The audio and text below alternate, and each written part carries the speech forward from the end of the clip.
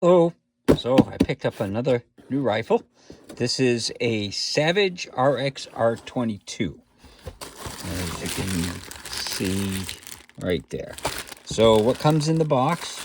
Let's take the rifle out. So the rifle normally comes in the little baggie that's there, and all the rest of this stuff comes in the bag.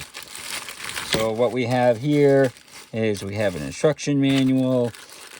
These look like adjustable grips. So like you would find on the back of a gun, I guess these are for different sizes on the front of the gun. So that's kind of interesting, a little bit different.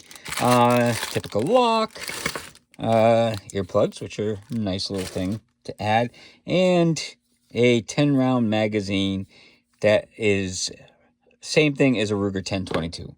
So the gun is basically a, Savage version of the Ruger 1022. So you see a lot of similarities, a little bit more stylish and stuff. So the stock is kind of cut back a little bit. That looks like it should be a door, but I guess it's not. This is a rubber pad on the back and a swivel right there. It doesn't have much recoil, but it's nice to have that. So it's got the threaded barrel, so if you want to put a silencer or something like that. There's the front swivel, and it's got a little pick rail in the front. And I like when they're doing this stuff on the new guns, because I was buying pick rails and then putting it like here or something like that, so that way I had something for a bipod. So it's nice that they integrated it into the thing.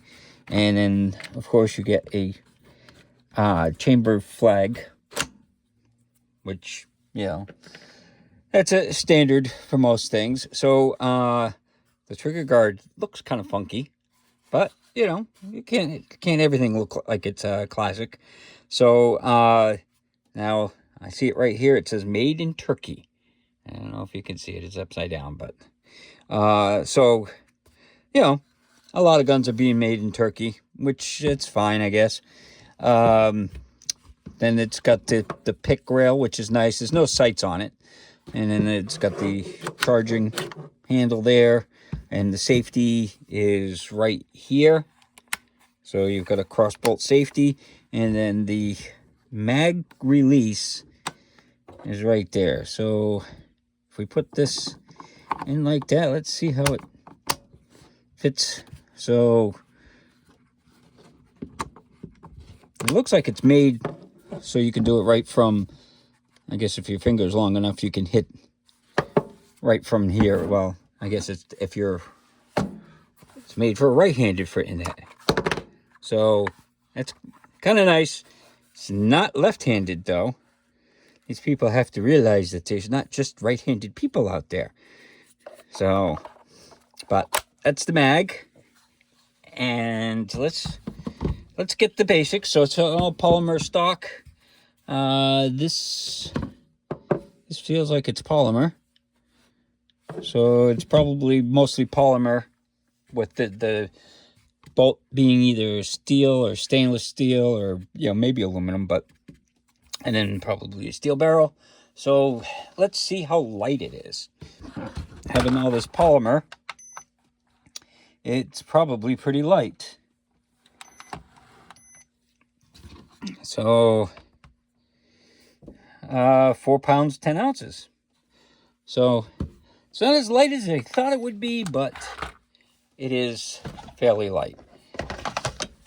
So next thing we're going to do is we're going to check the trigger pull. So as you can see, it's empty. Oh, I guess this has a last round hold open. Come on. So, and that would be that little lever there. If you noticed, you can pull it back and you can hold the lever and it'll be the bolt open, or you've got the mag there. So you can see the little button there. So these are, if you've ever seen the Winchester Wildcat, these look like they're pretty much the same, because that's what they have on the Winchester Wildcat. So let's see how the trigger pull is.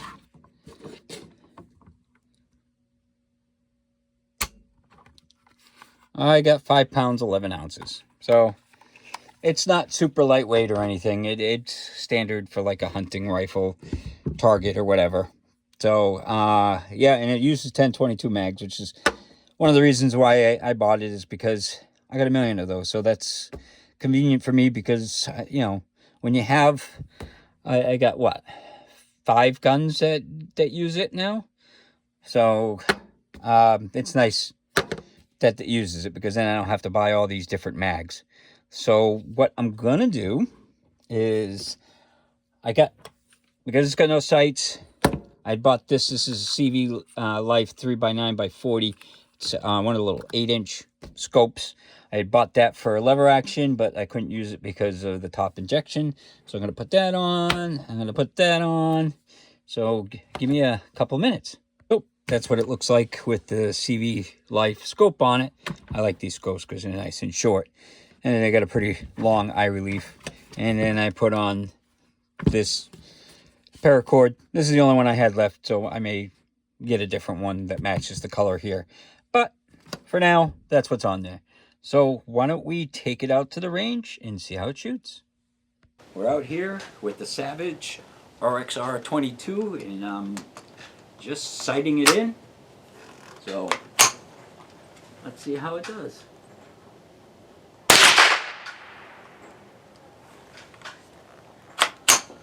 Yeah.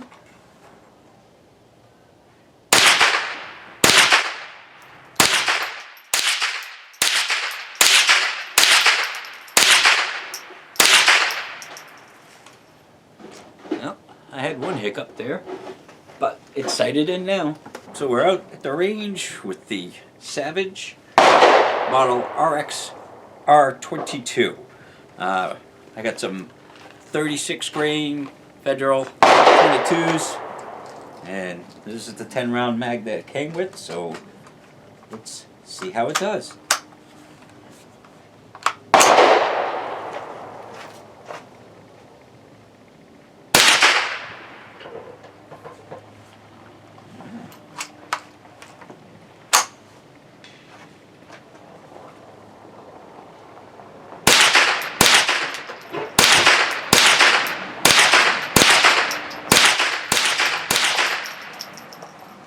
Okay, so I've had a couple little hiccups, but it could be the ammo. This is like, I don't think this is high velocity, so we're going to try one of the 25 round Ruger mags into it.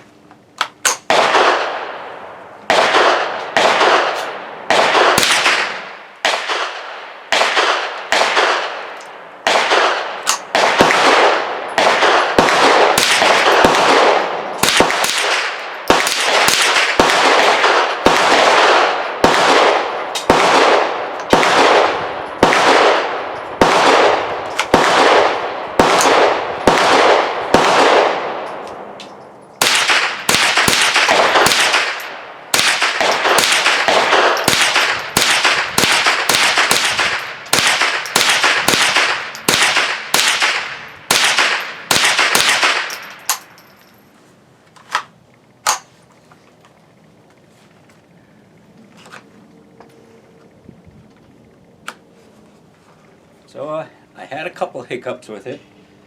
Now it's new, so I'm going to be putting it through the paces today. But again, this is the Savage RXR22. Hello. So we went out to the range, and I had to sight in the scope and stuff.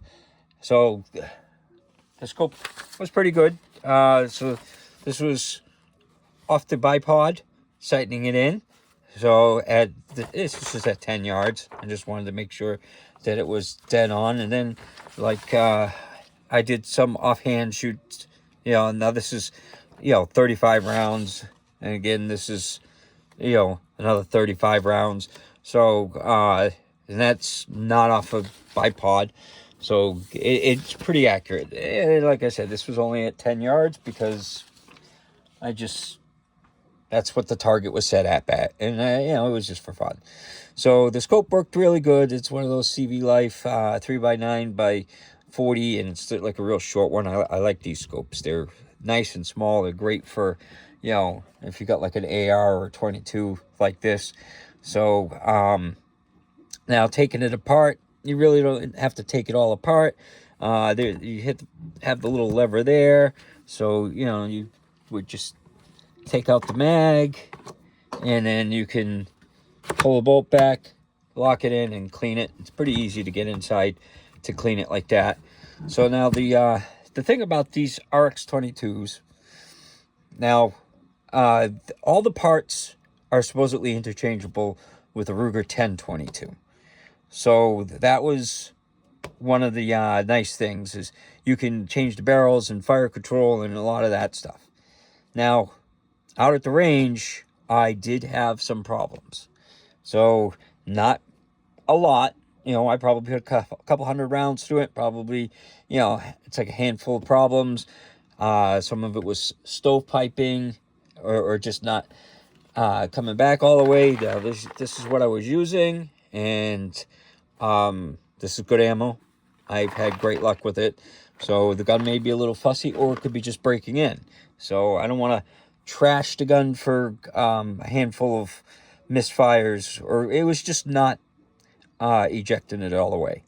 So this may need harder loads, or just needs a little bit of a break-in period. So I don't want to badmouth it over, you know, a break-in period, because a couple hundred rounds out of a 22 is nothing. The ergonomics was really nice. That's one thing that I did like, is this, you know, handle on it. I left the factory one on there that came on the gun, and it was fine for me. So I like that. I like the stock. You know, it's kind of got a nice styling to it. You know, even the trigger, you know, it's kind of squared off, but you know, it looks nice. It's something a little bit different. This, I love these things. You know, so I put those on a lot of my guns. I just put pick rail just so I could have a bipod. This came on it. Same with the Winchester Wildcat, did the same thing, and I love that. You know, I don't have a suppressor, so I didn't put a suppressor on it, but it's nice that it has a threaded barrel. It's something that you don't have to add. Now, I forgot to mention the price on this. This was $255. So it's right up in the price range of some of the Ruger 1022s. So it's not like you're saving a ton of money. You know, it's made by Savage, made in Turkey though. You know, so that's another thing that some people don't like Turkish guns, but I don't have a problem with them. But it did shoot nice. I was very impressed by it. And, you know, if you're looking for something a little bit different from the Ruger 1022, takes Ruger 1022 mags. I mean, it just doesn't have the logo. They're identical, and it's got the lockback feature on it. So that's a plus. And it takes the standard Ruger 1022 mags, you know, which you had seen out at the range. I used the 25 round thing, and it worked fine. I mean, I had a couple problems, but I wasn't the mag, you know, because it did it with this mag as well, you know, and it was only a handful of problems. So it definitely, I had a few problems with it, but, you know, a couple hundred rounds is not a whole lot. That's not like, you know, 5,000 rounds or something like that. Other than that, I mean, you know, it worked great. I like the pick rail. You know, some of the other, like the Ruger ones, they have like the Weaver mounts and stuff like that. I like the pick rail. So, and like I said, you could swap out a lot of the Ruger parts will fit on this. They intentionally did that because Ruger 1022s are the king of 22s. Most people have, you know, one or two of them. So hopefully you enjoyed the video, and hopefully have a good day.